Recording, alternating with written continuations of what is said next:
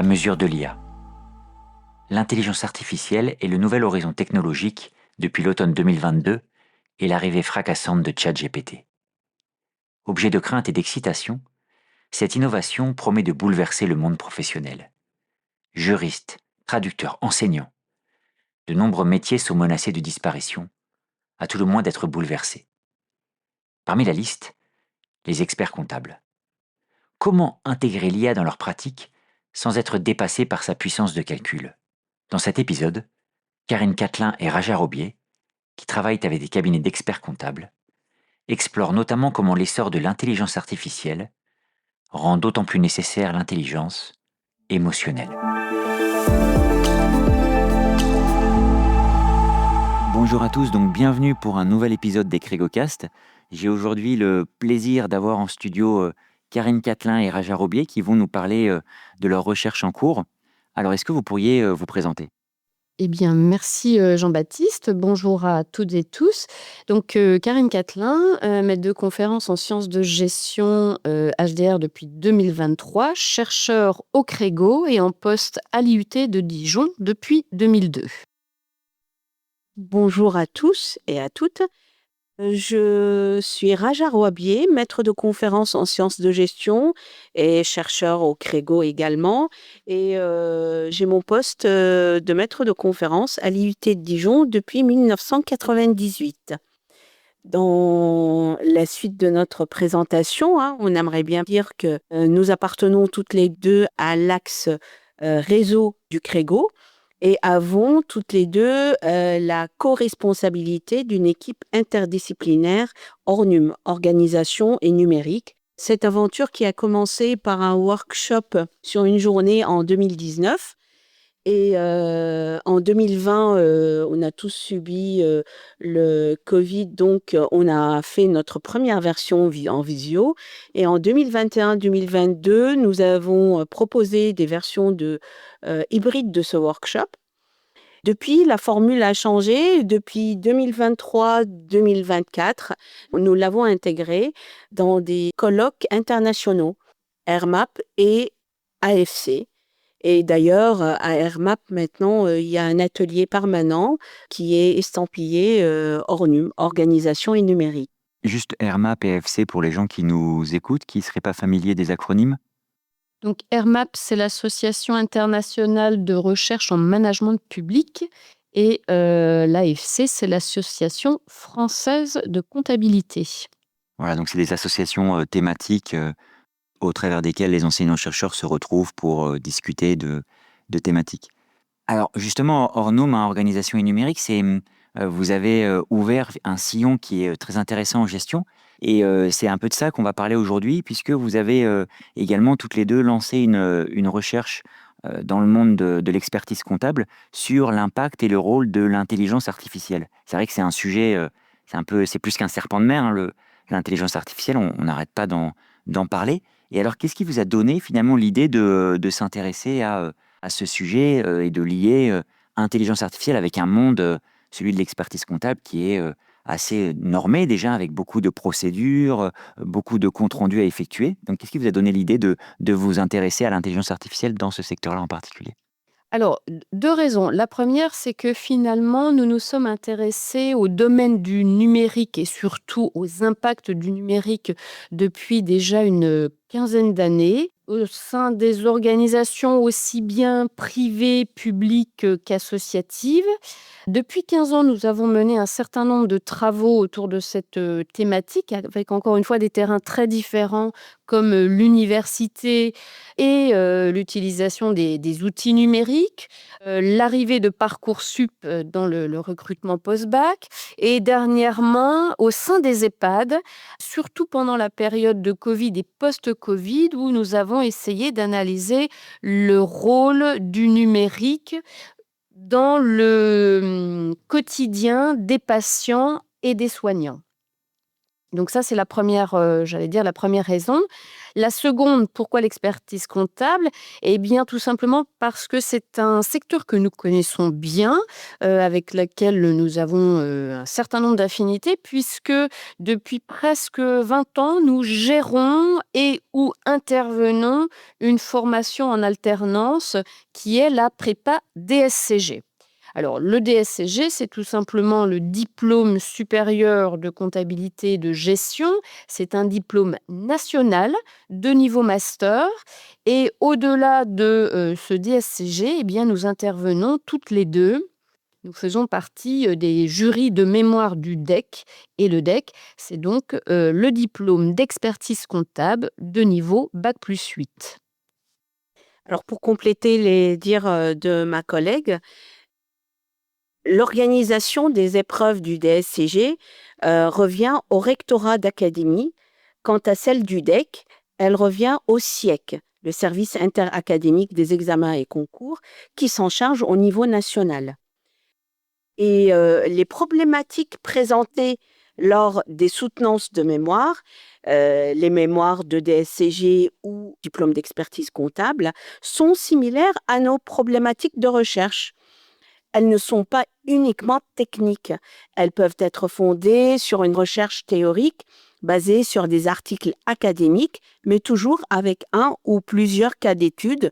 Les cas d'études portent sur les dossiers des clients que les alternants ont dans leur portefeuille. Et Karine? puis, alors ce secteur d'activité, nous avions déjà travaillé dessus il y a une dizaine d'années autour de la thématique de la génération Y. Nous avions intitulé nos travaux La génération Y, est-ce une génération comme les autres ou alors un nouvel élan au sein des cabinets d'expertise comptable? Et nous avions profité des suivis d'alternance, de la proximité des cabinets pour finalement questionner les experts sur la manière de recruter et de fidéliser les collaborateurs, alors particulièrement les collaborateurs de cette génération Y qui, il y a 10 ans, arrivaient sur le marché du travail. Donc, vous voyez nos liens étroits et anciens avec cette profession réglementée, à travers notamment l'Ordre régional des experts comptables, nous offre une multitude de terrains d'études sur des problématiques très variées, telles que le recrutement, le changement organisationnel, le rôle de la RSE ou encore celui de la digitalisation. C'est une profession dynamique et proactive. Par ailleurs, tout ce qu'on vient d'exposer permet de montrer les liens très forts qu'il peut y avoir entre formation et recherche. Et ça, c'est très important pour nous, enseignants-chercheurs. Nous n'agissons pas de manière isolée ou encore uniquement sous forme de réflexion théorique. Non, pas du tout. Notre recherche n'est pas totalement théorique. Nous sommes proches du terrain et le terrain montre un intérêt certain à nos recherches. La preuve en est, lorsque nous avons sollicité des cabinets pour répondre à nos questions, l'engouement a été réel. Bien qu'au mois de mars, la période dite période fiscale est une période très dense. On nous a dit, des experts comptables que nous avons contactés, nous ont dit par exemple, on trouvera toujours une heure à vous consacrer. Oui, donc ça, c'est vrai que c'est intéressant, comme tu dis, hein, le lien entre formation et recherche et cette partie prenante qui intervient directement dans vos recherches et qui est intéressée. Alors, qu'est-ce qui vous a amené à... Est-ce que c'est les experts comptables qui ont eux-mêmes soulevé l'intérêt de l'intelligence artificielle et les enjeux auxquels ils étaient confrontés? Ou est-ce que c'est vous qui leur avez proposé le sujet? Comment s'est passée finalement cette phase d'intéressement au sujet? Alors, dans le cadre de cette étude, c'est nous qui leur avons proposé, de mener un certain nombre d'entretiens. Après, c'est une problématique que, l'Ordre des experts comptables s'est emparé, depuis un certain temps, puisque, par exemple, lors du 79e congrès de l'Ordre des experts comptables en septembre, 2024, donc l'année dernière, la thématique était comment accompagner pas à pas les cabinets dans leur transformation, et on parlait bien de transformation numérique. Donc finalement, j'allais dire, c'est l'actualité qui a rejoint également qui a créé une opportunité de recherche scientifique pour ce qui nous concerne.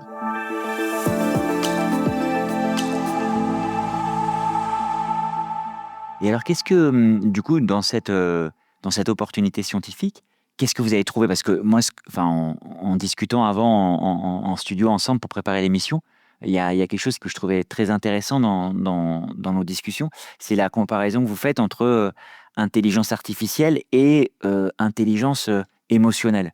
Et donc, finalement, ça, c'est vrai que c'est quelque chose qui est intéressant à observer. Et est-ce que c'est un des résultats que vous avez trouvé? Et qu'est-ce que ça signifie en fait, la comparaison entre les deux dans des cabinets d'expertise comptable où on n'a pas, a fortiori, on pense pas vraiment à intelligence émotionnelle au premier abord. On a beaucoup vu qu'il y avait des procédures, des réglementations à suivre. Alors en fait, on avait été un petit peu interpellés par les inquiétudes des professionnels du secteur pour qui l'arrivée et la montée de l'IA pouvaient être considérées comme une menace. Et finalement, nous avons souhaité montrer que l'intelligence artificielle pouvait également être une opportunité si elle était bien accompagnée.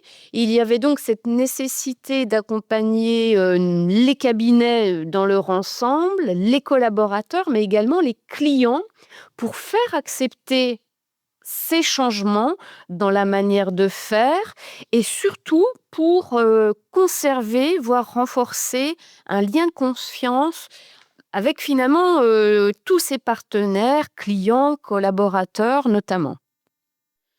Alors, en termes de résultats, hein, vous nous avez posé cette question-là. Nous n'avons pas encore des résultats définitifs puisque nous démarrons notre étude de terrain par une étude qualitative exploratoire. Donc, on va faire réaliser une quinzaine d'entretiens individuels auprès des experts comptables ou de collaborateurs. Jusqu'à présent, nous avons réalisé 2 entretiens et d'autres sont déjà planifiés. Mais comme je vous ai dit, c'est la période qui est un peu surchargée pour les experts comptables. Donc, certains ne prendront pas effet avant mai-juin. Nous devons également réaliser des focus group et ensuite passer par une étude quantitative via un questionnaire qui va permettre d'avoir des statistiques qui viendront conforter ou pas les résultats des entretiens. Alors, effectivement, nous ne pouvons pas donner pour l'instant des résultats précis, mais on peut se baser sur nos recherches documentaires, nos lectures et nos échanges, entre guillemets, officieux avec les experts comptables en amont et en dehors de ce travail de recherche.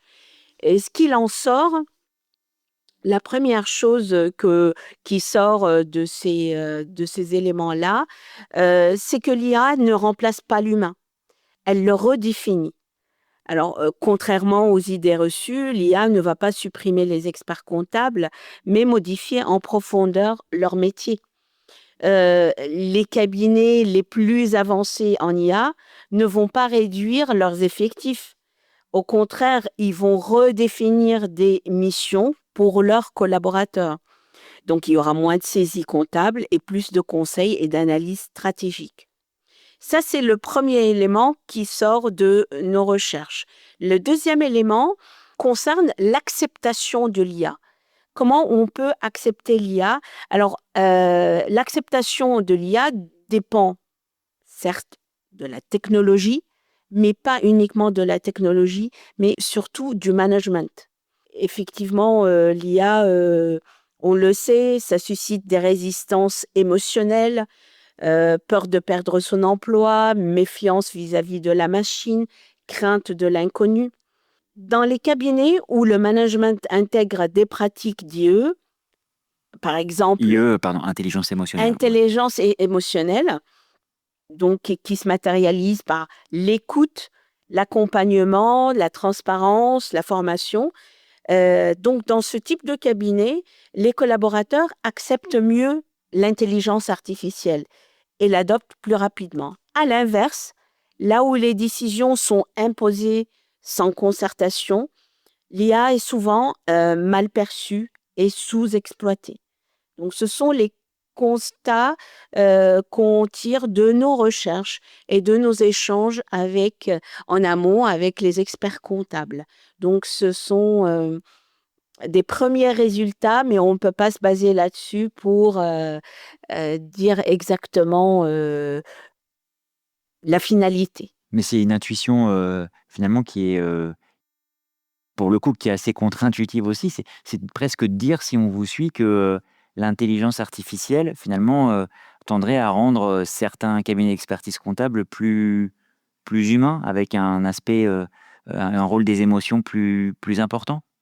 Ce qui n'est pas forcément ce qu'on aurait pu imaginer, hein. C'est est-ce que c'est quelque chose alors bien évidemment les résultats demandent à être faits, mais est-ce que c'est une intuition qui peut se traduire comme ça? En fait, l'idée est de montrer que l'intelligence artificielle, ce n'est pas juste une technique, mais qu'elle serait associée à d'autres composantes telles que, ce que l'on a appelé les facteurs émotionnels, les facteurs organisationnels, pour, être, mieux acceptés et forcément être, mieux utilisés. Puisque, ce que l'on constate, du moins ce que l'on a constaté jusqu'à maintenant, c'est que, cette IA est avant tout un outil. C'est un outil qui libère du temps pour, pouvoir mettre en place, des missions de conseil à plus forte valeur ajoutée de la part des experts comptables, hein.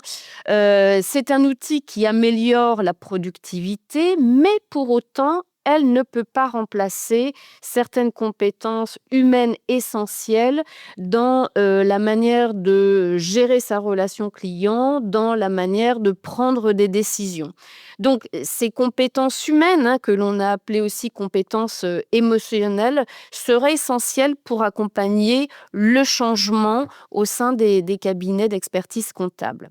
Donc en gros, la transition vers l'IA, elle ne peut être uniquement technologique, mais elle doit être également managériale et humaine. Et le futur du métier comptable repose avant tout, sur le conseil, sur la stratégie, de chacun de ses clients.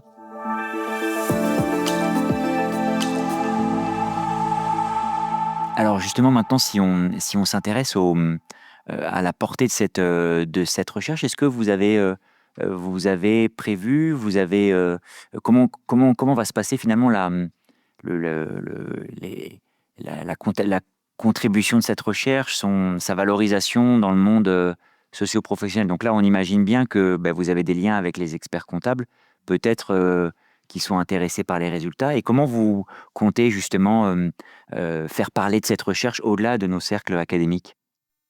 Alors, cette recherche, elle pourra avoir, des suites auprès de tout simplement nos étudiants de DSCG. Et puis un autre élément aussi, c'est que nous sommes dans un contexte de rénovation des programmes du DSCG au niveau national, rénovation à laquelle nous participons. Et nous voyons bien que cette recherche pourra aussi servir finalement à faire évoluer les programmes. Ça, c'est la première chose.